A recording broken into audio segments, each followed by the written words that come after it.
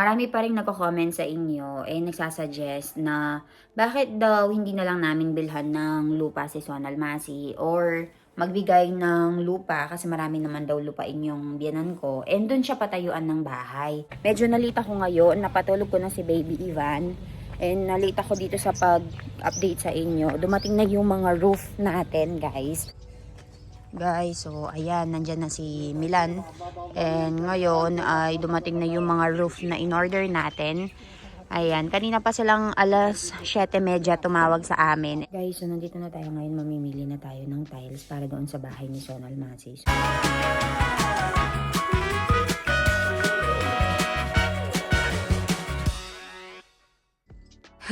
Guys, tignan nyo naman ang anak ko. Oh. Since malapit na yung kite festival dito, kaya ay marami ng mga nagsisikalatan na mga kite. Tingnan nyo siya, naglalaro siya sa kite. Hindi naman niya alam paano laruin. I think February 14 yung kite festival, if hindi ako nagkakamali. Ayan na. Aray, galing naman ng Baby Ivan kong yan. So itong batang to guys, lagi siyang nakikipaglaro kay Ivan dito. Gusto niyang nakikipaglaro kay Baby Ivan. Jojo. Mahilig siya sa bata. And little update dito sa tinatapos nila. So uwi na sila ngayon. Actually, Milan, your baby likes kites. Ew. So meron isa ditong na din na kite sumabit. So tingnan nyo guys, papakita ko sa inyo yung nagawa nila. So yan na yung backyard natin ngayon. Natapos na nila yung sa taas. Nagpalagay kami dito ng ganyan kasi papagawa kami ng parking dito guys for the ventilation, di ba? So, ayan. Kung napapansin nyo, itong pinakadulo ay medyo may kaliitan ng ilang foot. So, ayan. Mas mataas to kumpara dun sa pinakaharap. Kasi guys, ang balak namin dito ay garden. Ito naman ay storage area na naka-cover. Lalagyan natin ng bubong yan. So, papakita ko sa inyo kapag natapos na. Darating bukas or day after tomorrow yung mga bubong na in-order. Ala, baya, Joanna, che, Ivan. Pelagari, Iva, che. Bye-bye karo, baya. Bye-bye, baya. See you soon. Chiare mal se ave, pacha, nahi male. Kadaj. Next time, patiawal karo, ano, te wakat malija se, pacha. Ito kite Joe. Layli du beta. Tamara kite layli du che.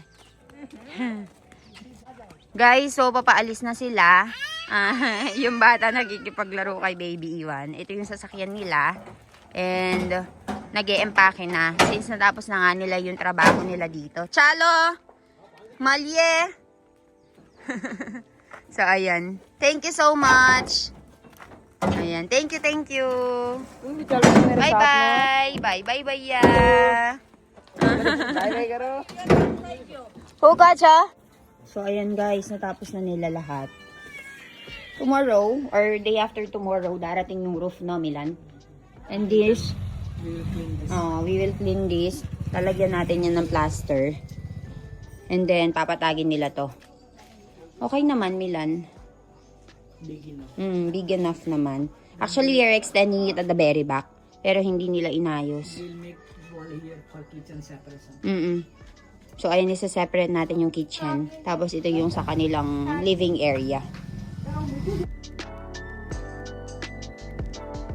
Guys, magandang umaga. So, medyo nalita ko ngayon. Napatulog ko na si Baby Ivan. And nalita ko dito sa pag-update sa inyo. Dumating na yung mga roof natin, guys. And I think ngayon ay mag-start sila mag-install ng roof doon sa bahay ni Sonal Masi. So, papakita ko sa inyo yung kaganapan ngayon dito. Guys, so ayan, nandyan na si Milan. And ngayon ay dumating na yung mga roof na in-order natin.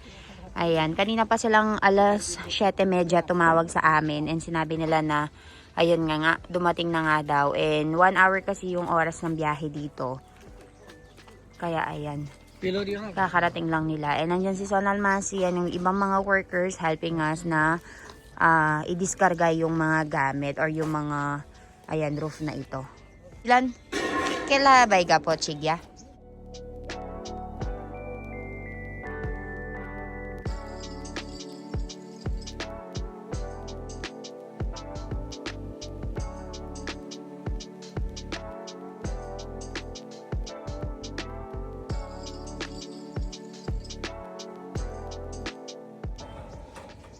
Ayan guys, yan yung mga bubong na gagamitin natin. So, yan yung pinakamatibay. Pinakamatibay yung kinuha natin para, para kapag mag-rain man or thunderstorm, walang mangyari. Pati sa parking namin. So, ganyan din yung bubong namin doon. Kung napapansin nyo, ganyan din yung bubong namin. Same lang siya. Nagtutulungan na sila guys. Ayun, kung napapansin nyo mga babae yung nagbubuhat, no? Ayan, tinulungan sila ng driver guys sa pang-unload. Itong mga to guys, dadalhin natin yan sa bahay ni Sonal Masi. Kaya nakalagay dyan sa tractor. Ayan, yung iba, nilagay namin dito sa may gilid namin. Kasi yan naman yung sa pang-parking natin. અહીં મુઈ કોઈ પર ગાવડાનો ત્રાસ આપતો વાળો છે લેવા હેલના પડે એટલે ના લેવાન તો એ લે બાકી આ ગાવડાનો પ્રશ્ન અહીં આવશે ગાવડા હાઈચવા કરવા પડશે જઈને Guys, little update sa bahay ni Sonal Masi. Ayan. Okay. Haron takar, they do che already, jo? They already did it. So, ayan guys, natapos na nila sa natapos na nila sa pagpaplatada ito, oh. Ngayon, kukulayan natin yan. Halos nakalahati na nila. And then, bububungan natin to. Hindi lang dumating yung nagbububong sa atin, guys. Pero dumating na yung mga roof natin.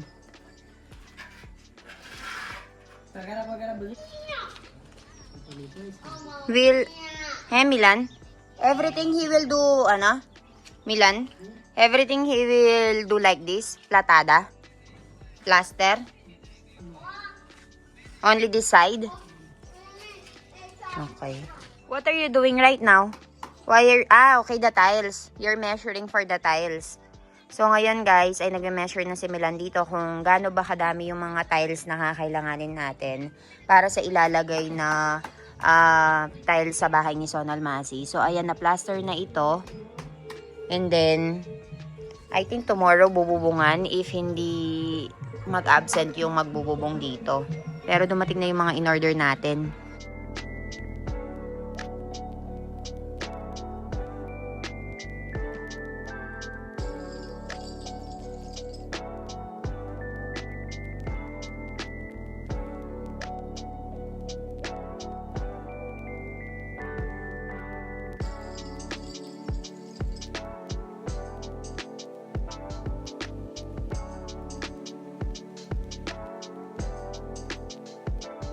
Nag-absent yung magbububong sana sa bahay ni Sonal Masi ngayon guys. Kaya hindi nabubungan. Kaya ang ginawa namin ay pinaplaster natin yung sa isang side para tuloy-tuloy. And then ngayon, papunta na kami doon sa bilihan ng tiles. Mamimili na kami ng tiles para kay Sonal Masi. And bibili tayo ng kaunti pang samento para para kuminis yung isang pader. So, ayan, nakainom na naman po itong asawa ni Sonal Masi, guys. And sabi namin sa kanila, yung pantambak doon sa likuran, sa gilid, ay ayusin na nila. Kasi, kapag tiniles na yan, at saka tinambakan na yun sa loob, pag umulan, ay may problema daw sa lupa. Parang, similan yung nakakaalam nun. So, tara, punta na tayo sa palengke, bilhin na tayo ng tiles natin.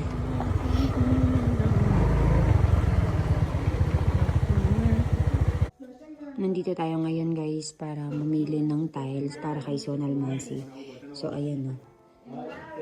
Titignan natin kung ano nga ba yung lalagay natin doon sa bahay niya. Ayan na si Mila, nag-iikot-ikot na. What? एकदम aesthetic. Oh, we are here for the tiles, not for our villas, accessories, and furnitures and fixtures. So, nandito na tayo ngayon. Mamimili na tayo ng tiles para doon sa bahay ni Sonal Masi. So, konti lang naman yung kakailanganin natin. Pero, pili tayo ng kulay puti para mabilis linisan, mabilis niyang mamap. Hindi siya mahirapan sa paglilinis kasi last time, di ba,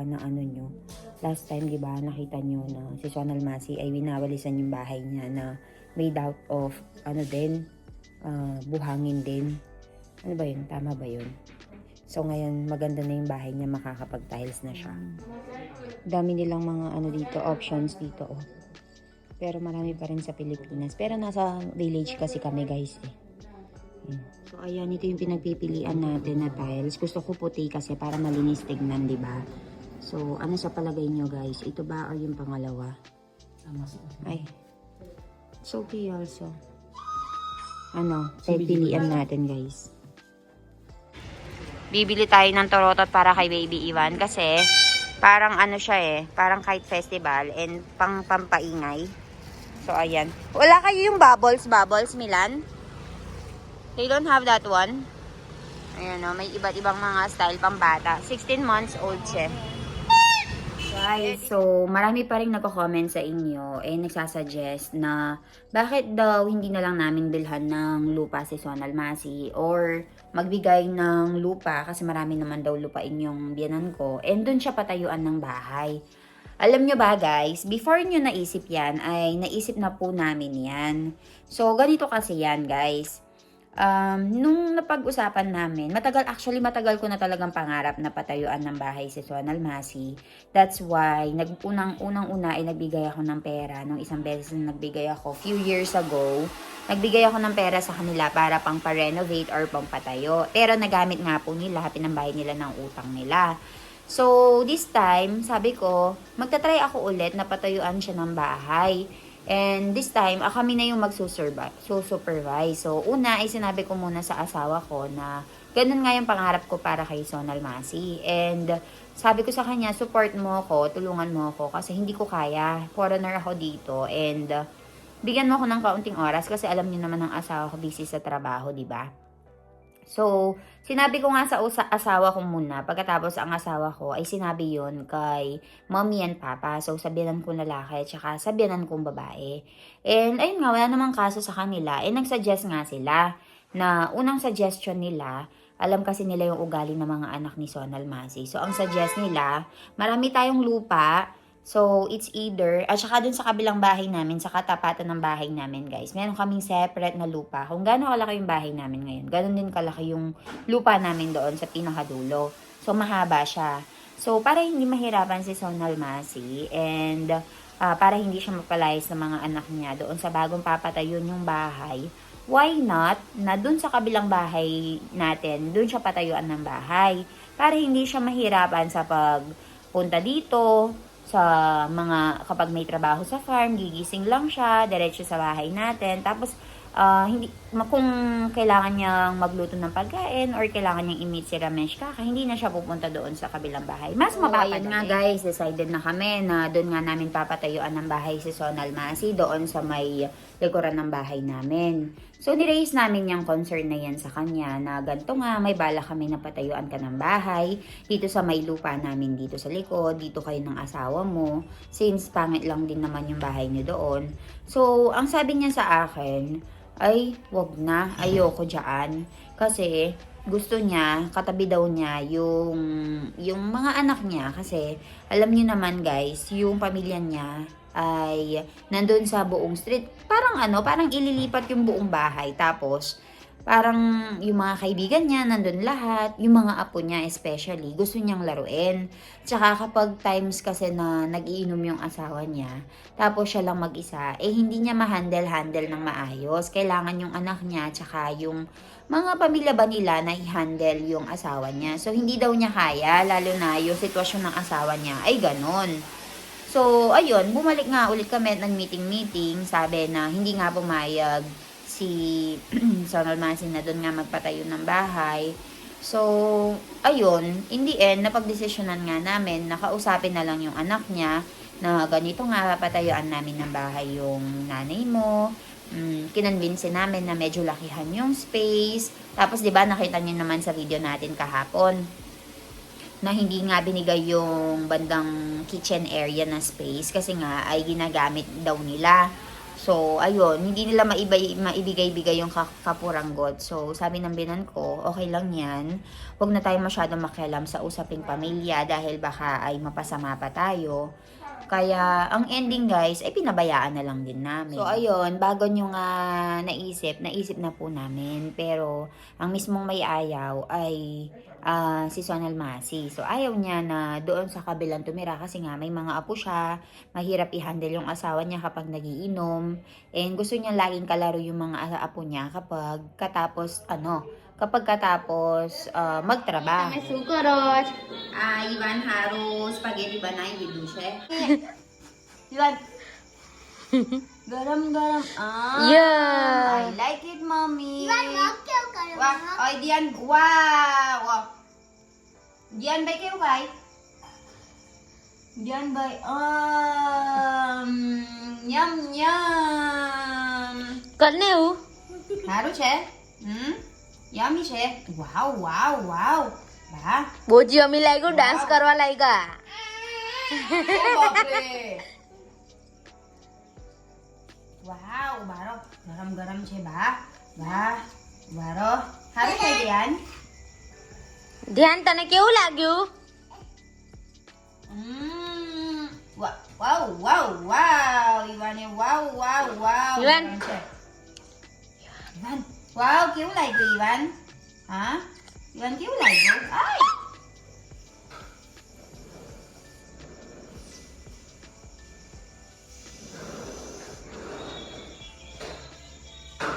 જો જાતે ખાવા માંગે છે. જાતે ખાવું છે ડીશમાં ના ઠંડુ પડી જતું એ ચાલે પછી તેરી નાખશે. હા એ બી સાચી વાત